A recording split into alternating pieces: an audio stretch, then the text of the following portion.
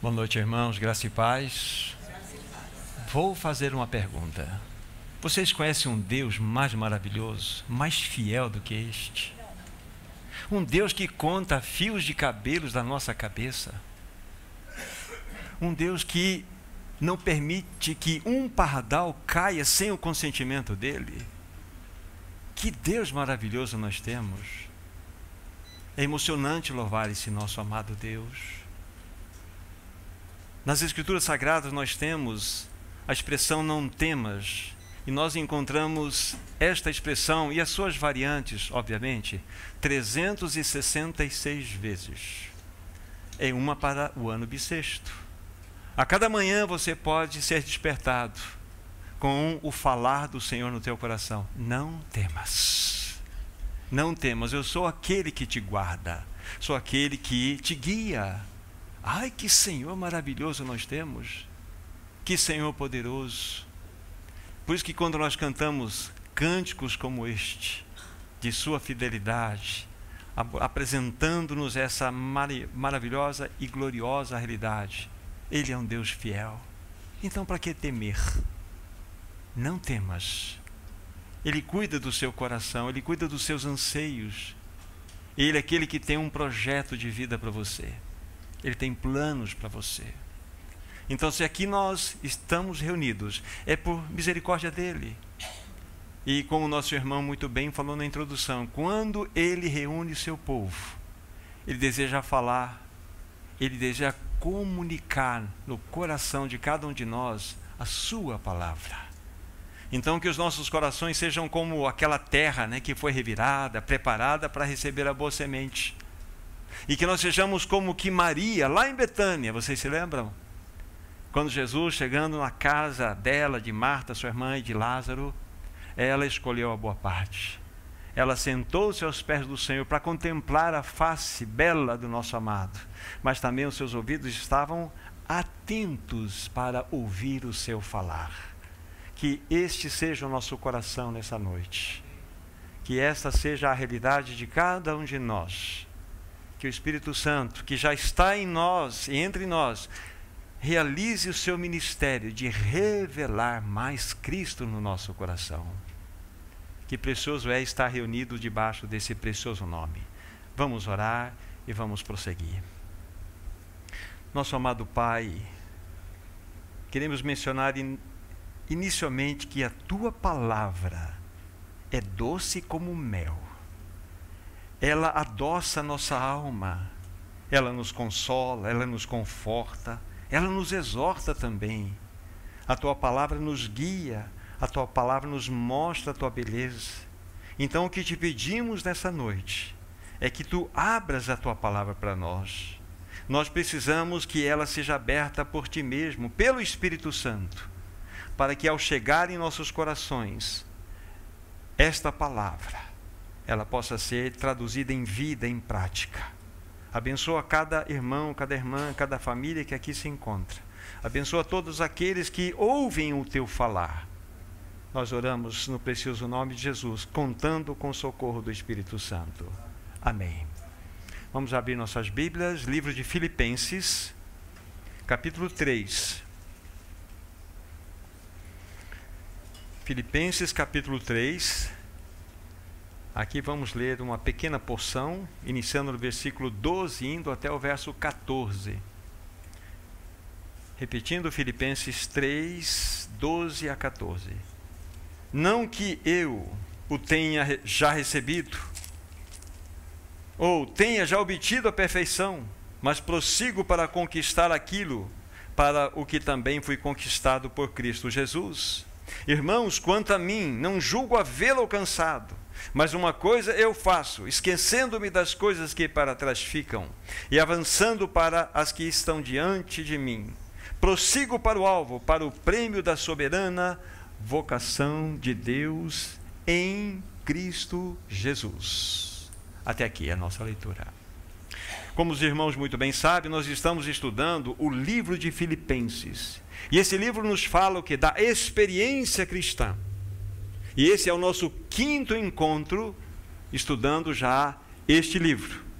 E a temática, a direção que nós temos a dizer para os nossos irmãos hoje, como assunto principal, é Cristo é o meu alvo. Já trabalhamos com os irmãos os dois capítulos anteriores. Primeiro capítulo, fundamentados no capítulo 1, versículo 21. Para mim o viver é Cristo e o morrer é lucro. Nós já falamos a respeito da primeira realidade que implica na experiência cristã. Cristo é a minha vida. E nós já falamos sobre isso para vocês. Só estou lembrando alguns detalhes para que nós possamos entrar no tema de hoje. E nós havíamos dito naquela oportunidade, para que haja, de fato, uma evidência, uma marca clara em nossos corações de que Cristo realmente é a nossa vida, 4 realidades são tocadas de modo profundo em nossas vidas pessoais. Nosso temperamento é mudado, nossos interesses são tocados, nossa segurança é modificada e nosso estilo de vida também é transformado. Então nós entramos num processo de modificação real. Então, é verdade, eu posso dizer que Cristo é minha vida quando esses fatores realmente se tornam realidade na minha jornada. Esse foi o primeiro capítulo. No segundo capítulo, nós demos como título principal, Cristo é a minha mente, baseado em capítulo 2, versículo 5, onde diz lá, tende em vós a mesma mente, a mesma mentalidade, na sua versão aparece sentimento, que houve também em Cristo Jesus. E qual foi a mente que Cristo teve? A mente de cruz. Pois ele, subsistindo em forma de Deus, não julgou como usurpação o ser igual a Deus, antes a si mesmo se esvaziou, assumindo a forma de servo. E aí temos toda a sequência do texto. E nós havíamos dito e pontuado, e novamente eu chamo a atenção, que esta é uma das realidades mais significativas para o povo de Deus. É perfeitamente possível nós termos a vida de Cristo e sermos governados por uma mente caída. É perfeitamente possível nós sermos regenerados e ainda ter uma mente que não é transformada. Então é um assunto extremamente importante que nós nunca podemos deixar de lado. Nossa mente precisa ser trabalhada pelo Senhor. Por isso que nós falamos tudo aquilo que já foi exposto para os irmãos aqui, da importância de nós darmos atenção a este assunto tão importante. Cristo é a minha mente. Um dos maiores perigos que tenho visto e testificado e conversado com irmãos e irmãs que assim se encontram, estão em processo de libertação mesmo, criam fortalezas em suas mentes. E essas fortalezas começam a trazer, de fato, perturbações, começam a trazer aprisionamento nessas vidas. Então é necessário que haja uma perfeita libertação. Eu estou colocando em alto porque nós já tratamos desse assunto com detalhes naquela oportunidade anterior. E hoje, então, nós vamos considerar, nesse capítulo 3, exatamente o tema Cristo é o meu alvo. Então vejam a lógica daquilo que estamos montando no livro de Filipenses. Então, inicialmente, Cristo é a minha vida, eu nasci de novo. Cristo tornou-se a minha vida. Então, por Ele ser a minha vida, agora Ele torna-se, ou deve ser, tornado em minha mente. Exatamente assim. Porque Ele é a minha vida, agora eu preciso ter a mente de Cristo. E num avanço maior, agora, não somente minha vida, não somente a minha mente, mas o meu alvo. Extremamente importante isso. É o que nós vamos discorrer nessa nossa reflexão juntos, considerando o capítulo 3 do livro de Filipenses. Então, repetindo, por Ele ser a minha vida, por Ele ser de fato a minha mente, está num processo. Agora podemos prosseguir para o alvo. Agora entramos num estágio de progresso espiritual. É exatamente nesse momento que nós vamos avançar espiritualmente. Vamos avançar em Cristo, vamos crescer em santificação. Esta é a realidade que nós devemos experimentar. Nós podemos dizer que estamos avançando rumo à maturidade. Coloque os olhos no texto que nós acabamos de ler, vou fazer o destaque de uma palavra, o versículo 14. Prossigo para o alvo, para o prêmio da soberana vocação de Deus que está em Cristo Jesus. Essa palavra soberana que aparece aqui, essa é uma palavra importante para nós, porque lá no seu original é traduzido da melhor forma ascensional. Então prossigo para o alvo, para o prêmio da ascensional vocação de Deus. Você sabe como que as plantas crescem? As plantas não crescem reto assim. As plantas crescem de modo helicoidal. Elas vão andando em torno de si mesmas e vão crescendo. É assim que crescem as plantas. E o crescimento cristão tem essa qualificação. Tem este caminho. Nós crescemos desta forma, de maneira helicoidal. Como se fosse como o nosso irmão Felipe, um tempo atrás ele deu um testemunho aqui a respeito de uma mensagem. Ele falou que o nosso crescimento é como aquela escada caracol, que você vai subindo os degraus e é como se você visse o degrau anterior na sua passagem que você vai estar tendo em sua ascensão. Você passa pelas mesmas verdades, aquelas verdades ganham mais revelação e você vai se fortalecendo. Isso é crescimento espiritual. O conhecimento que nós tínhamos de Cristo como a nossa vida, no início da nossa jornada, a jornada era Ele era a nossa vida. Mas o conhecimento que nós temos dele agora como nossa vida é totalmente outro. Nós estamos avançando. Isso chama-se crescimento helicoidal. Crescimento em caracol. Exatamente a proposta do capítulo 3 de Filipenses é exatamente nos colocar em avanço à maturidade. Muito importante agora, nessa sequência daquilo que eu vou falar. Nós temos uma carreira para cumprir, irmãos. Lógico, se Cristo é minha vida, Cristo está tornando agora minha mente, e eu tenho um alvo, lógico, eu tenho uma carreira para atingir esse alvo. Eu vou chamar 2 textos para que vocês abram comigo, por favor. Livro de Hebreus, capítulo 12. Livro de Hebreus, capítulo 12.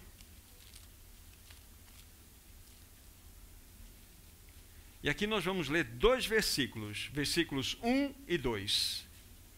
Lembre-se, nós estamos olhando agora textos que falam-nos que temos uma carreira a cumprir.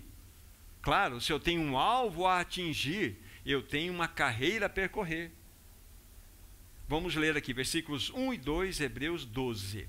Portanto, também nós, visto que temos a rodear-nos tão grande nuvem de testemunhas, desembaraçando-nos de todo o peso e do pecado, que tenazmente nos assedia, corramos com perseverança a carreira que nos está proposta, olhando firmemente para o autor e consumador da fé, Jesus, o qual, em troca da alegria que lhe estava proposta, suportou a cruz, não fazendo caso da ignomínia, e está sentado à destra no trono de Deus.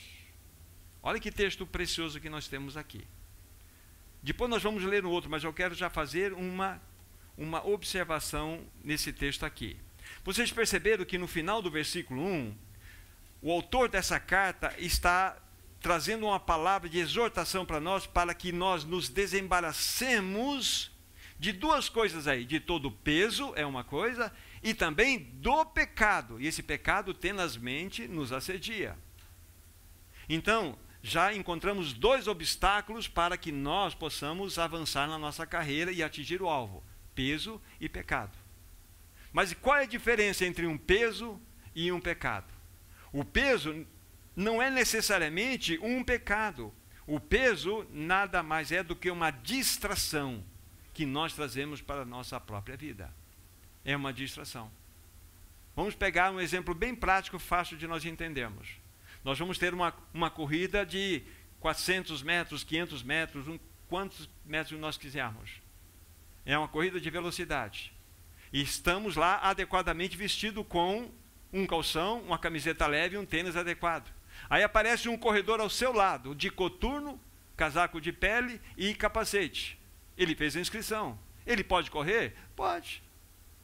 Mas ele já está em desvantagem, porque ele está com peso, ele está carregando uma carga que ele simplesmente está atrapalhando a sua carreira. Como é que ele vai atingir o alvo?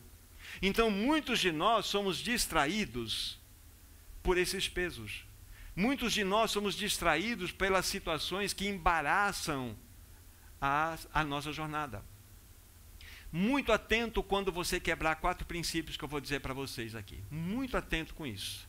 Saiba que o Senhor, quando Ele estabelece os seus princípios, Ele jamais vai quebrar os seus princípios. Que princípios são esses?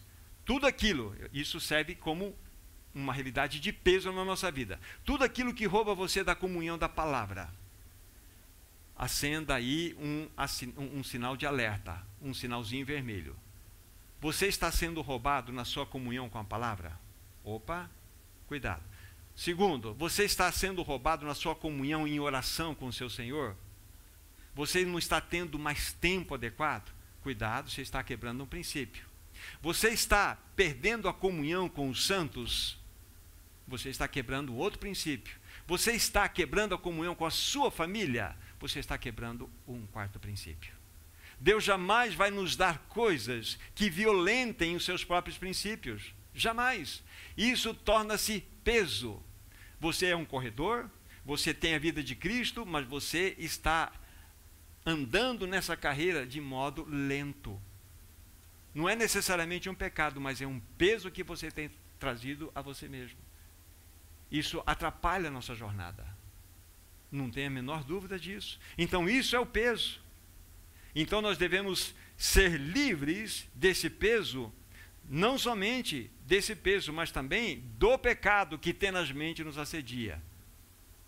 O pecado, ele nos paralisa. O pecado, ele traz uma realidade de morte para nós. Quando nós não tratamos de pecados que acontecem no nosso coração, nós estamos rompidos em comunhão com o Senhor. Não há a menor dúvida disso.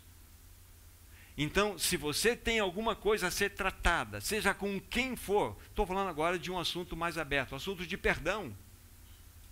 Você precisa tratar, porque isso chama-se pecado. E pecado paralisa. O pecado impede de você avançar a sua carreira. Você fica estagnado. Então consulte o seu coração. Há alguma coisa que realmente está lhe aprisionando? Há alguns aspectos relacionais que estão impedindo de você de avançar? Tem muitos irmãos e irmãs que em torno do seu coração tem arame farpado. Não permitem que as pessoas cheguem para serem tratadas. Isso é muito perigoso. Isso impede a sua jornada, impede de você avançar na sua carreira e como você vai atingir o alvo.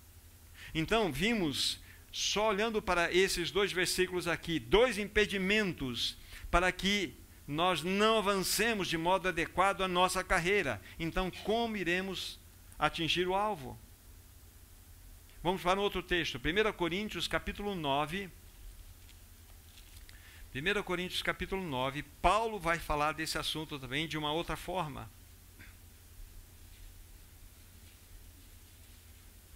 Versículos 24 a 27. 1 Coríntios 9, 24 a 27. Não sabeis vós que os que correm no estádio, todos na verdade incorrem, mas um só leva o prêmio? Correi de tal maneira que o alcanceis. Todo atleta em tudo se domina. Aqueles para alcançar uma coroa corruptível, nós, porém, a incorruptível. Assim corro também eu, não sem meta, assim luto, não como desferindo golpes no ar, mas esmurro o meu corpo e o reduzo à escravidão, para que, tendo pregado a outros, não venha eu mesmo a ser desqualificado. Olha que texto exortativo para nós.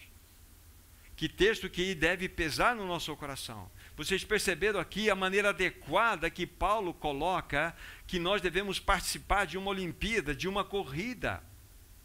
É exatamente com uma meta clara no nosso coração, com aquela disciplina necessária que convém ao bom atleta, para que ele atinja o seu alvo. Do ponto de vista espiritual é a mesma coisa. Do ponto de vista espiritual é a mesma coisa. Amados irmãos, a maior necessidade que nós temos, em especial nesse tempo do fim que nós vivemos agora, é de nós enchermos a nossa botija de azeite. Vocês lembram da parábola das 10 virgens? Elas, o reino dos céus é semelhante a 10 virgens que tomaram suas lâmpadas e foram esperar no noivo. 5 delas eram nécias e 5 delas eram prudentes. As prudentes, além da sua lâmpada, levaram a vasilha com azeite de reserva, não foi isto? Mas o noivo tardou e o que aconteceu? Elas dormiram, mas aí houve o grito, eis o noivo! Aí acordaram todas elas. Só que um desses dois grupos, as nécias, perceberam que as suas lâmpadas estavam perdendo a luz e não tinham reserva. E elas foram em cima das prudentes, falaram assim, escuta, dai-nos do teu azeite aí. Falei, não podemos dar. Não podemos dar. Senão vai, como que, isso não funciona. E elas saíram para correr. Quando voltaram, a porta tinha se fechado. Mas a lição que nós queremos dar aqui não é o resultado dessa parábola. Mas eu quero simplesmente voltar um pouco na história, na vida dessas 10 virgens. Qual é a diferença desses dois grupos? A diferença é que 5 delas, ou o grupo das prudentes, tinha uma prioridade na vida que era uma vida de intimidade com Deus. Elas buscavam intimidade com Deus. E nessa busca de intimidade com Deus, através da palavra, com a revelação do Espírito, a botija de azeite era cheia. Mas para que você tenha intimidade com Deus, guarde o que eu vou falar para vocês. Isso tem um preço. Tem um preço. E a Bíblia fala assim, vinde e comprai, sem dinheiro, sem preço. Então existe uma moeda de troca celestial. Jesus lá, para os irmãos da igreja de Laodiceia, não disse, eu aconselho que de mim compres ouro. Mas que compra é essa? Existe um Bitcoin celestial. Existe uma moeda de troca celestial. E vou dizer o nome para vocês em caixa alta. Tempo. A moeda de troca celestial chama-se tempo. Então, se você priorizar como as 5 virgens prudentes, tempo ao Senhor, você está enchendo a tua botija de azeite. Agora, que desculpa nós iremos dar diante do Senhor? Tem uma lampadinha com um fiasquinho de luz? Irmão, irmã, você tem enchido a sua botija de azeite? Essa é a grande realidade. O que é correr uma carreira? O que é correr uma carreira? É de fato você cumprir essas realidades da palavra. Tomar cuidado com os pesos que você mesmo traz para a sua vida. E abominar tudo aquilo que chama-se pecado. O pecado paralisa. O pecado vai estagnar você. É o que o inimigo quer. Irmão e irmã, começa a encher a botija. Porque logo você e eu iremos ouvir, eis o noivo! Eis o noivo. Aí nós devemos estar preparados, com a botija cheia. Lembre-se, a moeda de troca celestial chama-se tempo. Busque a face do Senhor, tenha responsabilidade, ore, leia a palavra, tenha comunhão com os santos. Senão, como nós iremos avançar? Ou então vamos entrar naquela realidade que vocês já me ouviram falar, seremos cristãos patos. Pato anda mais ou menos, voa mais ou menos e nada mais ou menos. Ele faz tudo mais ou menos. O cristão mais ou menos. É isso aí que muitos de nós somos. Cristãos patos. Priorize essa realidade. Para que você ganhe intimidade. E nessa intimidade, olha a tua botija, ó. Vai ser cheia. Isso significa correr a carreira de maneira clara. Isso significa que você está trilhando essa carreira com um alvo a atingir. Não esqueça disso, irmão e irmã. É muito sério esta realidade. Que o Senhor nos ajude realmente nesse assunto. Então nós vimos aqui, olha, vamos montando a situação. Cristo é minha vida, ok. Cristo é minha mente, nós estamos sendo transformados. Graças ao Senhor. Mas Cristo agora é o nosso alvo. E para que nós atinjamos o alvo, estamos numa carreira. E essa carreira precisa ser corrida de maneira adequada. Sem peso e sem pecado. Então nós estamos avançando. Entende o raciocínio que estamos montando? Agora eu preciso levantar uma pergunta para vocês de maneira clara, ainda que ela já está sendo respondida, né? Que qual é o nosso alvo? É lógico que é Cristo, já É o nosso título. Cristo é o nosso alvo. Nós já temos afirmado isso de maneira categórica. Então vamos ler 3 porções das Escrituras Sagradas, conhecidas dos santos, mas cabem perfeitamente naquilo que queremos falar para vocês. Romanos capítulo 8. Romanos capítulo 8. Romanos capítulo 8, versículos 28 e 29. Romanos 8, 28 e 29. Lembre-se agora, de maneira clara, olhando para a palavra, estamos respondendo quem é o nosso alvo. Qual é o nosso alvo? Versículo 28 diz assim: sabemos que todas as coisas cooperam para o bem daqueles que amam a Deus, daqueles que são chamados segundo o seu decreto. Porquanto aos que de antemão conheceu, também os predestinou para serem conformes à imagem do seu Filho, a fim de que ele seja o primogênito entre muitos irmãos. Aqui está a beleza do texto. Paulo começa a mostrar que todas as coisas conjuntamente trabalham para o bem daqueles que amam a Deus. Como certo irmão diz em algumas outras oportunidades, diz assim: aqui não está escrito trabalha para o nosso bem-estar. É para o nosso bem, que está relacionado no versículo 29, de sermos conformados à imagem do Filho de Deus. Então, absolutamente tudo que chega à nova criatura tem como essa finalidade: nos transformar ela à imagem do Cordeiro. Sempre, sempre. A única coisa que você deve realmente se apavorar e temer é a respeito dos seus próprios pecados. Tribulação não. Os mais lindos e os mais belos presentes que vão chegar a você, vindos diretamente do Senhor, normalmente eles vêm disfarçados de tribulação. Vem disfarçado de tribulação. Você abre aquela caixa e vem uma tribulação. Ali é um presente de Deus para você. Aproveite isso para que você possa ser trabalhado. Não murmure, não reclame, fale: Senhor, tu estás no controle. Tema, se apavore com o seu pecado, não com as tribulações. Porque a Bíblia fala que para isto mesmo fostes designados. Deus usa dessas ferramentas maravilhosas para sermos conformados à sua imagem. Então aqui está dizendo, todas as coisas cooperam para o bem daqueles que amam a Deus. Daqueles que são chamados segundo o seu propósito. Aos que de antemão conheceu, também os predestinou para serem conformes à imagem do seu Filho. Aqui não tem nada a ver com predestinação para a vida ou para a morte. Aqui é a predestinação para sermos conformados à imagem do Filho. Essa é uma predestinação para todos. Por sermos novas criaturas, por termos a vida de Cristo, somos predestinados a sermos conformados à imagem dele. É exatamente o que o texto quer dizer. Não tem nada com aquilo que muitos apregoam, que isso aqui é predestinação para a vida, predestinação para a morte. Não, o texto não permite que pensemos assim. Então está claro para nós, somos aí aqueles que estão sendo transformados. Nós estamos sendo transformados à imagem do Filho de Deus.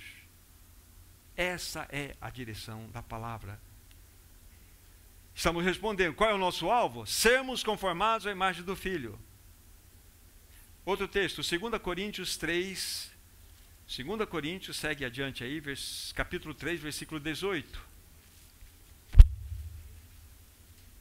3, versículo 18. Diz assim: e todos nós, com o rosto desvendado, contemplando como por espelho a glória do Senhor, somos transformados de glória em glória na sua própria imagem, como pelo Senhor o Espírito.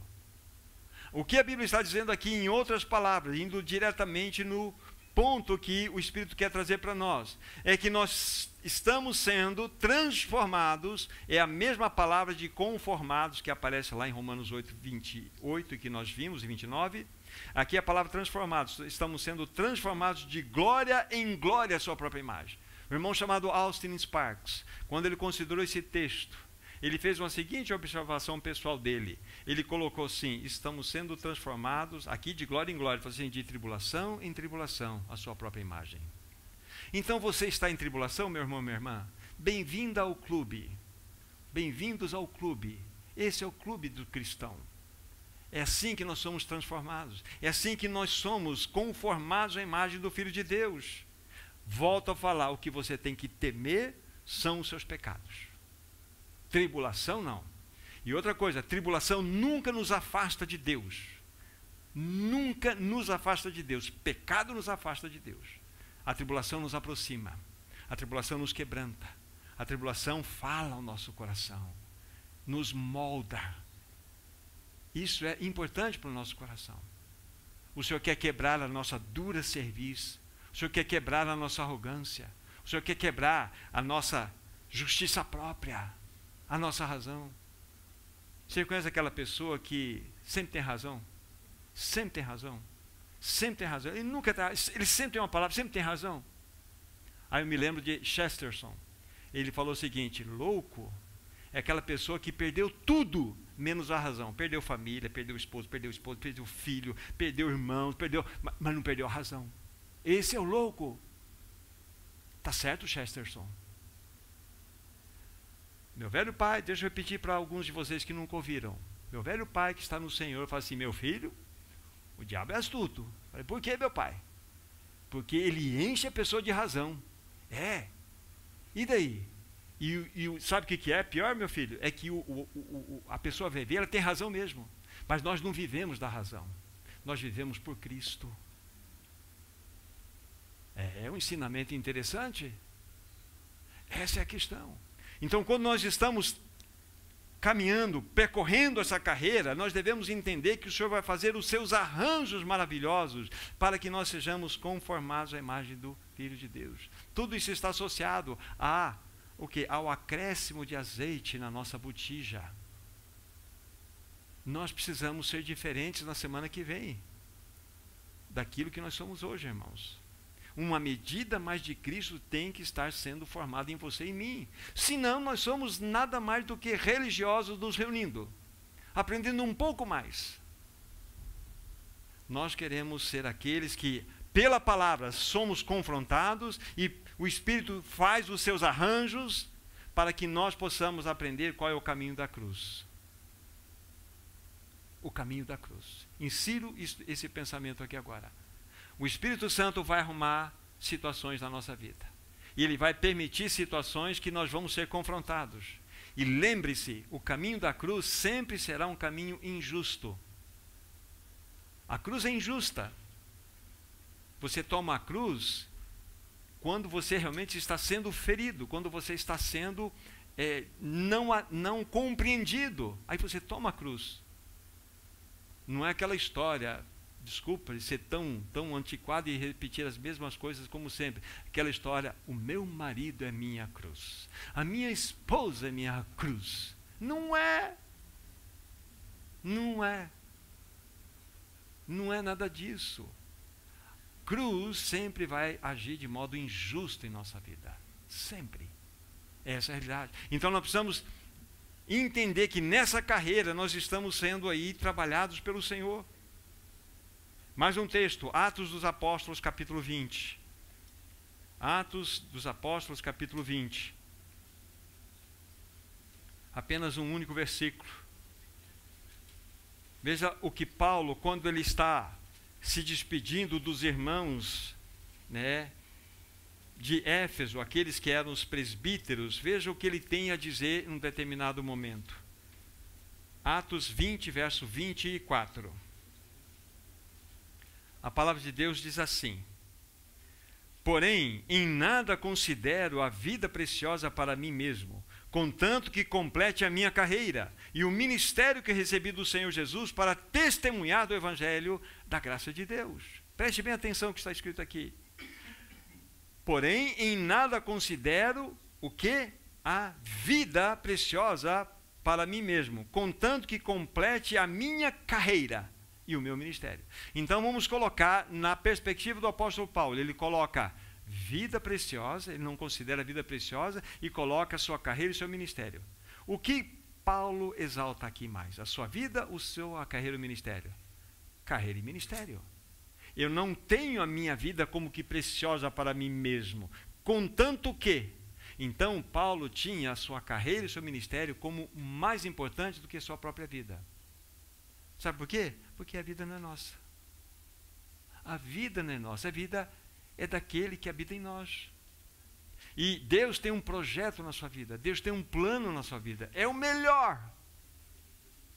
Não é aquele um que quando você vai orar, você puxa aquela folha e começa a falar, Senhor, se o Senhor fizer assim, assim, assim, se o Senhor fizer daquele jeito, olha, se o Senhor me abençoar daquela forma, se o Senhor me livrar daquilo, a gente dá uma receita para Deus e fala assim, Deus, pode fazer aqui que é garantido.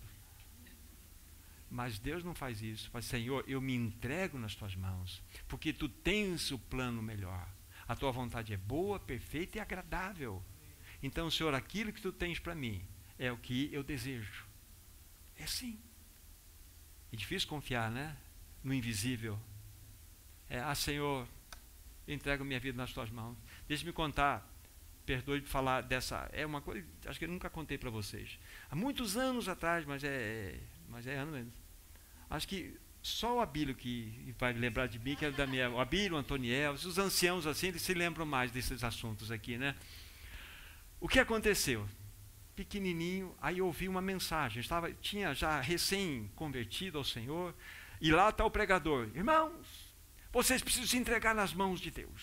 Deus tem o melhor caminho para vocês. Mas eu quero dizer uma coisa para vocês. Se Deus realmente tomar a conta da sua vida, Ele pode fazer o que Ele quiser. Ele pode te mandar para o Amazonas, inclusive. Mas aquilo me deu um nó. Eu falei, eu não quero ir para o Amazonas.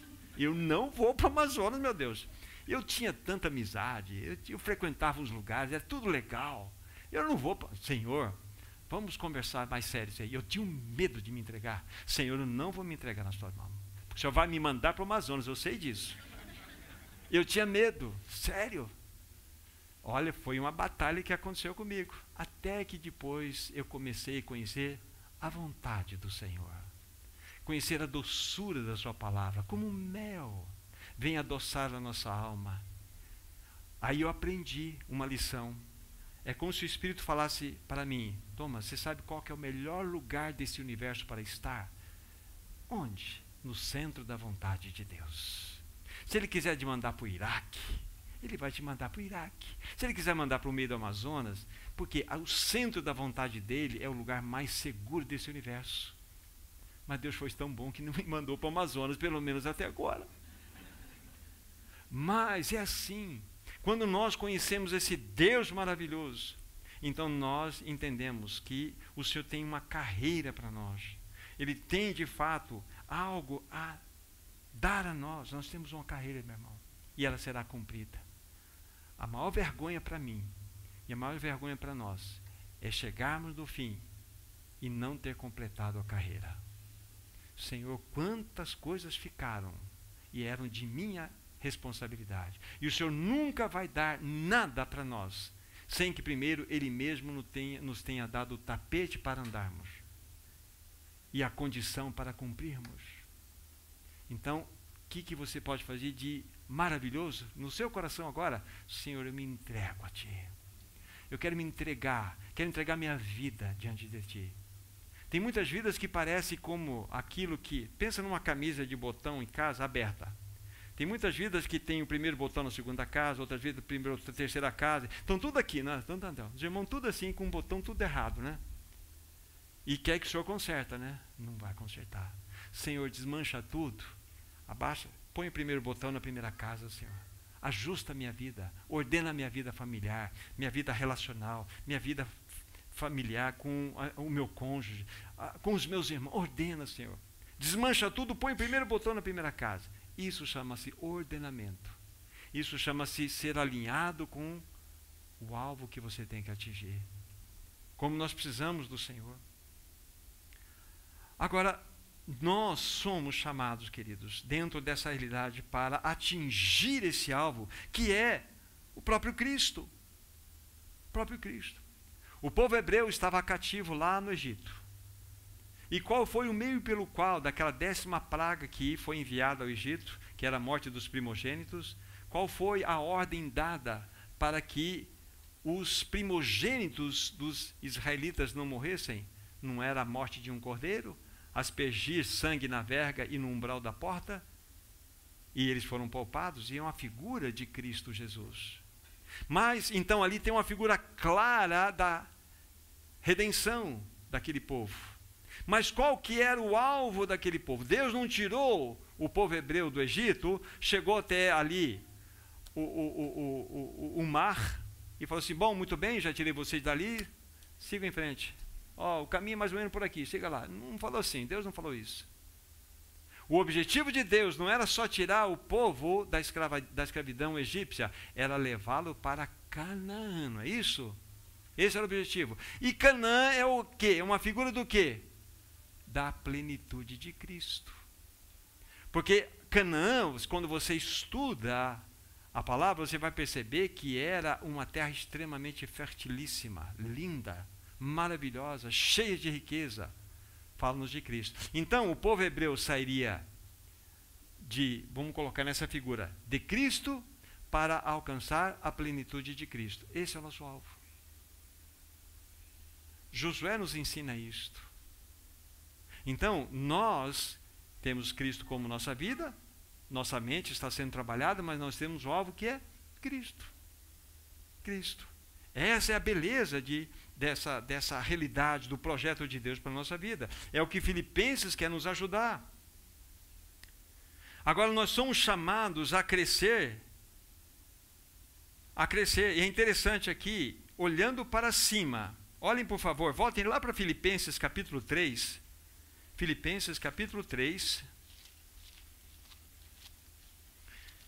Filipenses capítulo 3. O versículo 20. Vejam como que a palavra de Deus nos exorta a olharmos para cima. 3:20 de Filipenses. Pois a nossa pátria está nos céus, de onde também aguardamos o Salvador, o Senhor Jesus Cristo. Então a nossa pátria está nos céus. Então nós olhamos para cima. A nossa cidadania é celestial. Então, eu havia dito para vocês que o nosso crescimento é helicoidal, como uma planta cresce. Agora eu vou colocar um paradoxo para vocês, porque a Bíblia é cheia de paradoxo. Por exemplo, como que eu posso entender? Entristecidos, porém sempre alegres. Nada tendo, mas possuindo a tudo. Não é um paradoxo? A Bíblia é cheia de paradoxos. Parece contraditório, mas é assim. Entristecidos, porém sempre alegres. Nada tendo, mas possuindo tudo. Como entender isso? Isso é paradoxo. E nós temos um paradoxo aqui. Eu disse que o nosso crescimento é ascensional, é para cima, né? Mas eu vou dizer um paradoxo para você. Nós crescemos do 10 para o 0.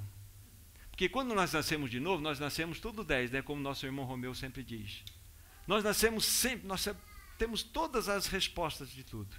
Quando você começa a crescer, você vai para o 9, vai para o 8, vai para o 7, assim até chegar ao 0. Então nós crescemos para o solo.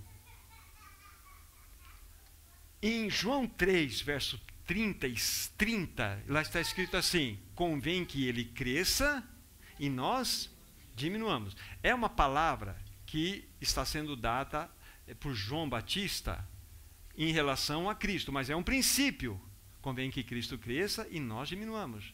Então, o diminuir é o nosso crescimento. É o paradoxo. Então, nós sempre crescemos assim. Porque nós somos cheios de nós mesmos, cheios de nossa vontade própria, cheios de nossas emoções desgovernadas, cheios de nossas mentes com pensamentos completamente malucos. Quando você começa a trilhar a sua carreira em direção ao alvo, quando a obra da cruz começa a operar em você, menos de você vai acontecendo, menos da sua vontade, menos das suas emoções, da sua mente, você vai crescendo para baixo. E Cristo vai crescendo em você. Isso é crescimento espiritual. É o que a Bíblia está nos mostrando. Então, nessa carreira, o que está acontecendo é essa transformação de glória em glória, para que nós, de fato, sejamos conformados à imagem de Cristo Jesus. O cristão, na realidade, tem a vocação de trigo. A vocação de trigo. Como é que o trigo cresce diferentemente do joio? O trigo, que ele frutifica, então, na medida em que ele vai crescendo e seus cachos estão cheios dos grãos, duas coisas acontecem. Por causa dos cachos serem cheios, eles se inclinam, porque estão cheios. Isso chama-se humildade. Mas outra coisa acontece, as suas raízes naturalmente começam a se desprender da terra. O joio, contrariamente, que é igual ao trigo, em determinado momento, que não tem um fruto, ele cresce de maneira reta e suas raízes penetram no solo, agarrado ao solo. Esse é o falso cristão. É aquele que parece estar crescendo, mas ele está ereto.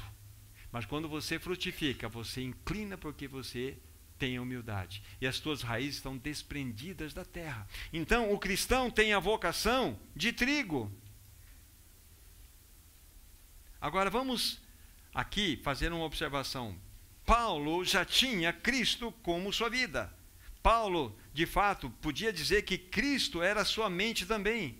Agora, ele ansiava que Cristo fosse o seu alvo. Que coisa interessante. Que coisa interessante.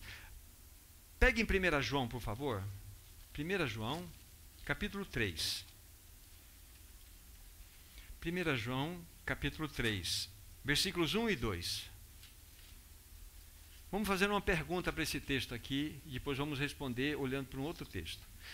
1 João 3, versos 1 e 2. Vede que grande amor nos tem concedido o Pai, a ponto de sermos chamados filhos de Deus. E de fato somos filhos de Deus. E por essa razão o mundo não nos conhece, porque, ou porquanto não o conheceu a Ele mesmo. Amados, agora somos filhos de Deus. E ainda não se manifestou o que veremos de ser. Sabemos que, quando Ele se manifestar, seremos semelhantes a Ele, porque haveremos de vê-lo como Ele é. Aí a gente fica pensando, dá um nozinho na cabeça aqui, por quê?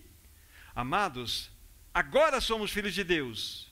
Aí na sequência fala assim, e ainda não se manifestou o que haveremos de ser. Mas somos filhos de Deus, o que vamos ser? Não é interessante isso? O que iremos ser? Então, vamos responder olhando outro texto. Romanos capítulo 8. Romanos capítulo 8. E aqui nós vamos ler 2 versículos. Eu vou pegar primeiramente o versículo 16 e depois eu vou ler os antecedentes, que é o versículo 14. 8:16 de Romanos. O próprio Espírito testifica com o nosso Espírito que somos filhos de Deus.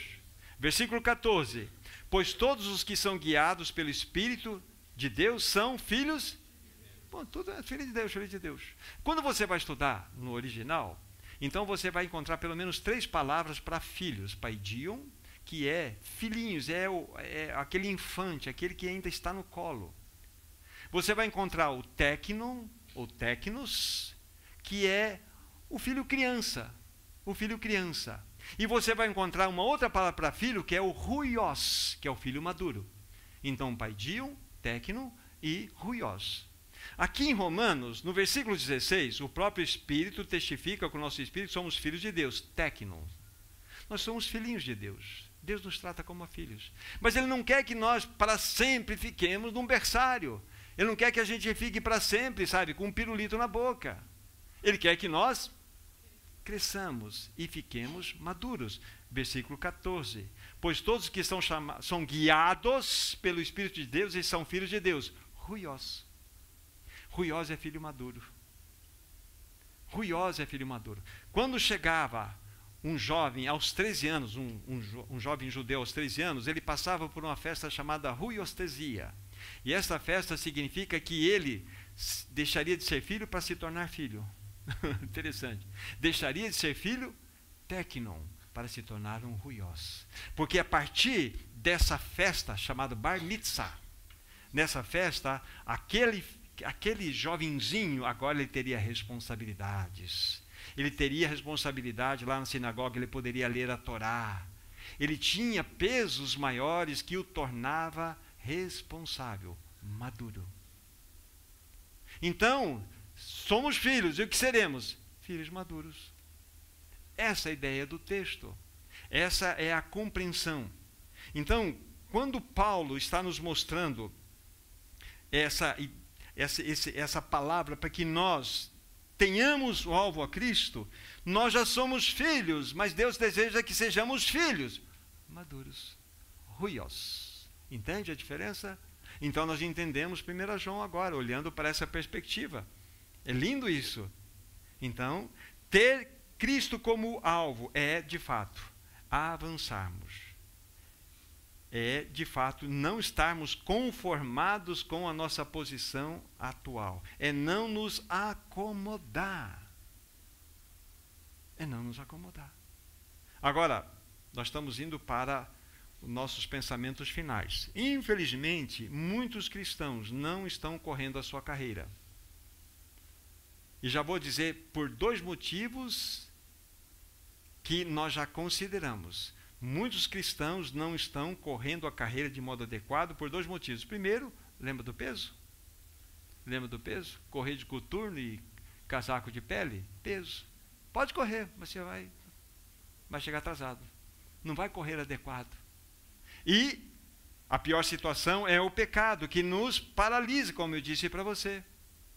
Nós precisamos nos livrar desse peso e também do pecado, para que nós não fiquemos estagnados, para que nós não percamos as passadas, para que nós possamos avançar. Esse é o ponto. O texto que nós lemos lá em Hebreus 12, né? Olhando firmemente para o autor e consumador da fé. Então, olhe, mude o foco do teu olhar. Coloque os teus olhos, fixe nos olhos do Senhor. O olhar dele vai te constranger. Se você conseguir, no seu espírito, lógico, conseguir mirar os olhos do Senhor. Você já recebeu aquele olhar assim, do seu cônjuge, do seu filho? Ele não precisou falar nada, só te olhou. Ele contou uma história para você? É assim. O Senhor só de uma olhada, se você olhar no Senhor no espírito, ele vai falar assim.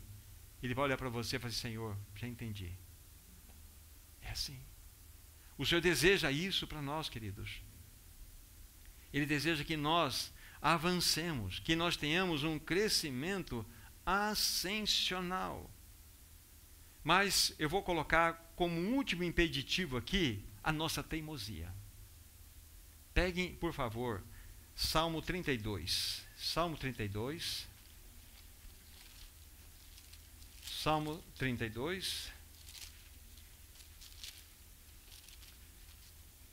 Vamos ler o versículo 9 inicialmente. Não sejais como o cavalo ou a mula sem entendimento, os quais com freios e cabrestos são dominados, de outra sorte não te obedecem. Olha que texto. O salmista está aqui dando uma palavra dura, olhando para os nossos olhos. Não sejais como o cavalo, como a mula, sem entendimento, os quais com freios e cabrestos são dominados, de outra forma não, ou de outra sorte não te obedecem. Isso aqui, um irmão estudando e colocando dentro de alguns aspectos de compreensão de significado, de metáfora, ele coloca uma figura da nossa alma aqui. A nossa alma muitas vezes é como um cavalo. A nossa alma é realmente quase inquieta. Ela escoiceia. Porque nós somos não dominados, não domados. Muitos outros são comparados como uma mula que empaca, não sai do lugar. Almas que escoiceiam, almas que empacam. Essa é a realidade. E eu achei interessante essa consideração que o irmão fez, porque é o retrato muitas vezes da nossa vida. Nós somos muitas vezes cavalos, mulas. Não sou eu que estou dizendo aqui, é a Bíblia que está escrevendo aqui, ó. Não sejais como o cavalo e nem como a mula. Então aqui, estas duas realidades mostram que muitas vezes somos teimosos e nós não avançamos. Não avançamos. Lógico, como que vamos avançar e atingir o alvo se nós estamos empacados? Nós devemos, de fato, receber a exortação bíblica que está no versículo 8 desse mesmo capítulo, versículo anterior. Instruir-te-ei e te ensinarei o caminho que deves seguir, e sob as minhas vistas te darei conselho. Debruce diante do Senhor. Coloque-se diante do Senhor. É Ele que vai instruir você, vai te ensinar. todo o caminho que você deve seguir, e debaixo das vistas dele, ele te dará conselho. É o que a Bíblia está nos mostrando. Aqui está o remédio. Aqui está o remédio. Para a consideração final, vou chamar mais um texto de Juízes capítulo 16. Juízes é depois do livro de Josué, e Josué é depois do livro de Deuteronômio. Então, daí você encontra Juízes, capítulo 16. Aqui tem a história de um dos que se tornou juiz do povo de Israel, chamado Sansão. Vamos ver um pouquinho dessa história e vamos aprender, negativamente falando, Juízes 16, já vou falar o versículo para vocês. Nós vamos aprender como que nós podemos estar trilhando uma carreira e nós podemos interrompê-la. E vamos pegar aqui, então, Juízes 16, do versículo 19 ao 22. Então Dalila fez dormir Sansão nos joelhos dela, e tendo chamado um homem, mandou rapar-lhe as 7 tranças da cabeça. Passou ela a subjugá-lo, e retirou-se dele a sua força. E disse ela: os filisteus vêm sobre Sansão. Tendo ele despertado do seu sono, disse consigo mesmo: sairei ainda esta vez, e como dantes me livrarei, porque ele não sabia, ainda que já o Senhor já se tinha retirado dele. Então os filisteus pegaram nele, e lhe vazaram os olhos, e lhe fizeram descer a Gaza, e amarraram-no com 2 cadeias de bronze, e viravam um moinho no cárcere. Até aqui. Aqui está a história de Sansão, um juiz. E Sansão, ele era um nazireu. Nazireu era um homem apartado por Deus, e havia aqui 3 realidades muito importantes que caracterizavam esse nazireu. Ele não podia beber vinho, porque o vinho fala do prazer do homem.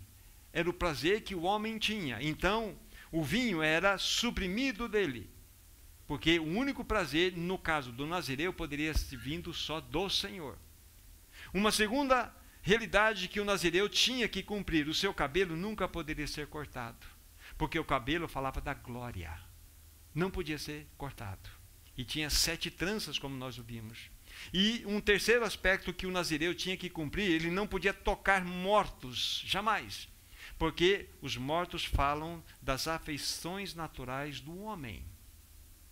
Eram 3 designações para que o homem se tornasse nazireu e poderia ser usado por Deus, como Sansão foi. Mas ele entrou num caminho de desvio, de apostasia, e aconteceu o que nós acabamos de descrever aqui. Vocês perceberam que a força de Sansão estava nos seus cabelos, não foi isso?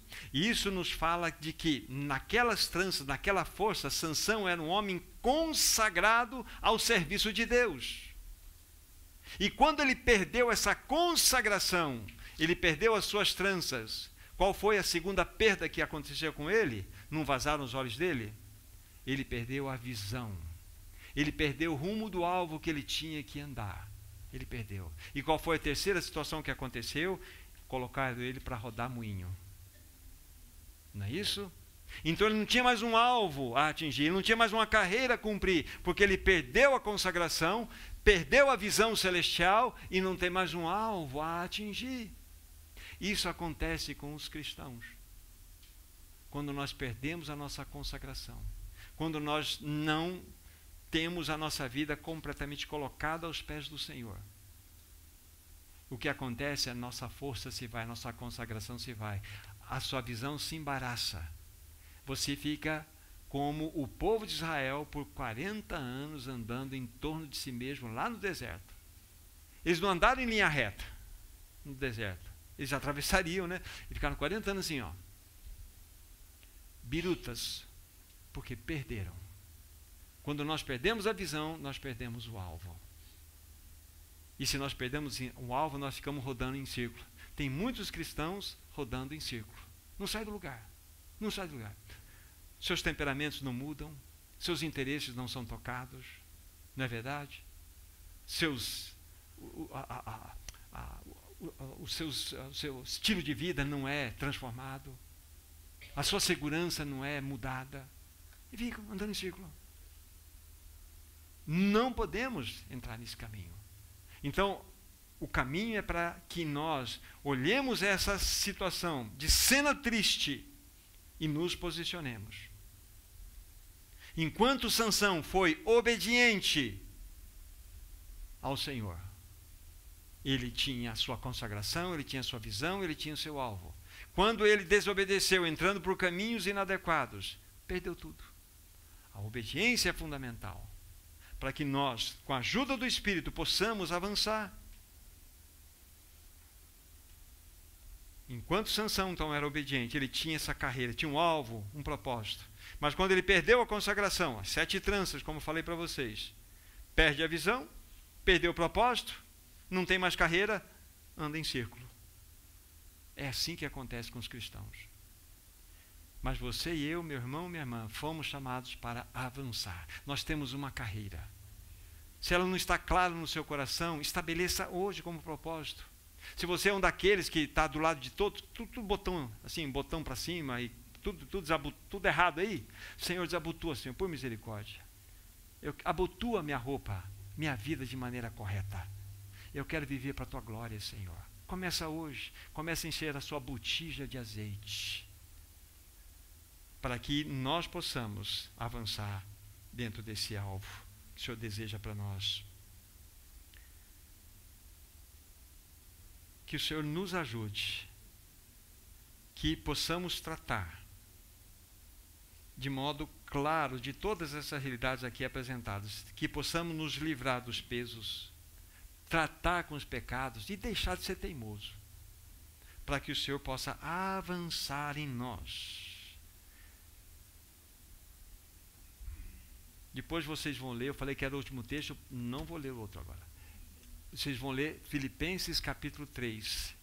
Lá, mas esse é depois, do versículo 8 a 10. Vocês vão verificar a sublimidade que o apóstolo Paulo alcançou.